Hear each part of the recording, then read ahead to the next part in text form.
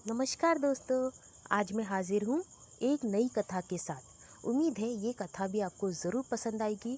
अगर ये कथा आपको पसंद आए प्लीज़ सब्सक्राइब करें, लाइक करें, कमेंट करें। तो कथा का प्रारंभ करते हैं। आज की कथा है एकलव्य पर। यह महाभारत काल की बात है, जब भारत के एक जंगल में एकलव्य नाम का एक बालक अपने माता पिता के साथ रहता था। वह अनुशासित बालक था और उसके माता पिता ने उसकी परवरिश अच्छे संस्कारों के साथ की थी। एकलव्य की धनु विद्या में बहुत रुचि थी, लेकिन जंगल में इसके लिए साधन उपलब्ध नहीं थे। इसीलिए वह गुरु द्रोणाचार्य से धनु विद्या सीखना चाहता था।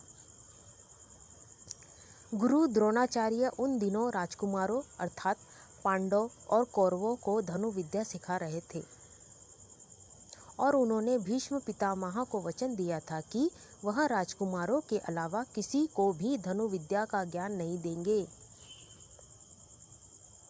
जब एकलव्य अपना निवेदन लेकर गुरु द्रोणाचार्य के पास आया तो उन्होंने उसे अपनी विवशता बताकर वापस भेज दिया। इस पर एकलव्य बहुत दुखी हुआ, लेकिन उसने यह प्रण लिया कि वह द्रोणाचार्य को ही अपना गुरु बनाएगा।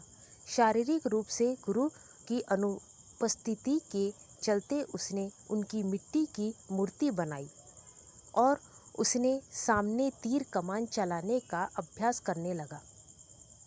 देखते ही देखते वह एक उम्दा धनुधारी बन गया।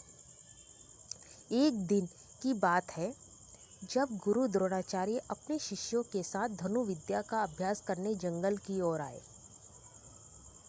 उनके साथ एक कुत्ता भी था। उस समय एकलव्य भी जंगल में धनु विद्या का अभ्यास कर रहा था।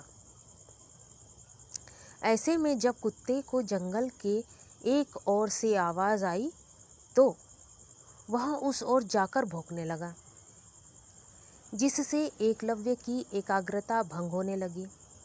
इस वजह से कुत्ते को चुप करवाने के लिए एकलव्य ने उसके मुंह में कुछ इस प्रकार का बाण चलाए कि उसका भौंकना भी बंद हो गया और उसे कोई चोट भी नहीं आई। कुत्ता वापस द्रोणाचार्य के पास भाग गया।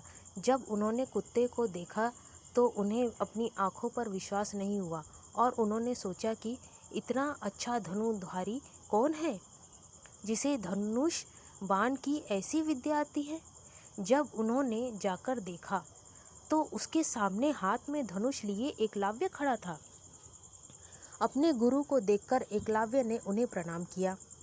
द्रोणाचार्य ने उससे पूछा कि उसने यह विद्या किससे सीखी। तो एकलव्य ने बताया कि वह किस प्रकार उनकी मूर्ति के सामने प्रतिदिन अभ्यास करता है। यह सुनकर द्रोणाचार्य आश्चर्यचकित हुए। दरअसल गुरु द्रोणाचार्य ने अर्जुन को वचन दिया था कि उससे बेहतर धनुधारी कोई नहीं होगा, लेकिन एकलव्य की विद्या उनके इस वचन में बाधा बन रही थी। ऐसे में उन्हें एक युक्ति सूझी।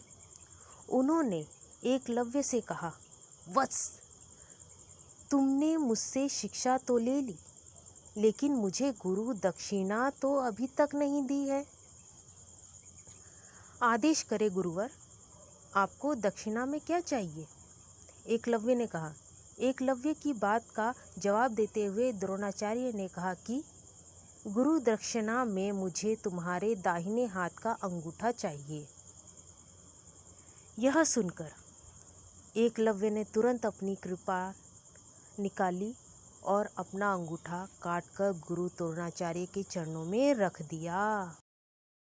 इस घटना की वजह से एकलव्य का नाम एक आदर्श शिष्य के रूप में आज भी याद किया जाता है। कहानी से सीख। वीर एकलव्य की कहानी से हमें यह सीख मिलती है कि अगर हम अपने लक्ष्य के प्रति पूरी तरह समर्पित है तो उसे हासिल करने के बीच में आने वाली कोई भी बाधा अहमियत नहीं रखती। तो दोस्तों, उम्मीद करती हूँ कि ये कथा आपको ज़रूर पसंद आई होगी। प्लीज़ सब्सक्राइब करिएगा, लाइक करिएगा, शेयर करिएगा और हाँ, कमेंट भी ज़रूर करिएगा और बेल आइकन दबा दीजिएगा। ओके, धन्यवाद।